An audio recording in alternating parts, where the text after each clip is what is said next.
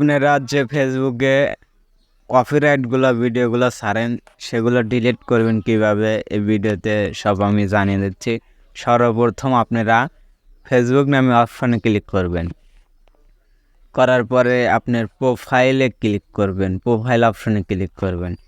করার পর এইরকম একটা ইন্টারফেস আসবে। আসার পর এইখানে একটা থ্রি ডট নামে একটা অপশন থাকবে, অপশনে ক্লিক করবেন। করার পর একটু নিচের দিকে আসবেন। আসার পরে হেল্প অ্যান্ড সাপোর্ট নামে একটা অপশন আছে। হেল্প অ্যান্ড সাপোর্ট নামে একটা অপশন আছে, অপশনের উপর ক্লিক করবেন। করার পরে এই জায়গায় দেখবেন সাপোর্ট ইনবক্স। সাপোর্ট ইনবক্স আপনার যতগুলো কপিরাইট ভিডিও ছাড়া আছে সবগুলো এখানে শো করবে। কিছু ভিডিও ডিলিট হবে, কিছু ভিডিও ডিলিট হবে না। তারপর আপনি এই সাপোর্ট ইনবক্স নামের অপশনে ক্লিক করবেন। করার পর ইওর অ্যালার্ট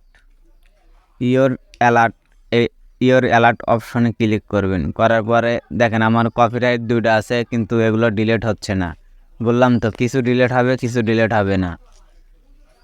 তারপরে বাইরের দিকে চলে আসবেন। এই জায়গায় আছে রিপোর্ট অ্যাবাউট আদার, মানে আদার সাইটে কোনো রিপোর্ট আছে নাকি এই ফেসবুক অ্যাকাউন্টে।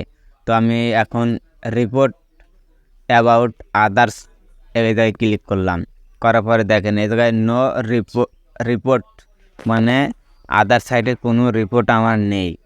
সো আপনারা এইভাবেই কপিরাইট ভিডিওগুলো ডিলিট করতে পারবেন।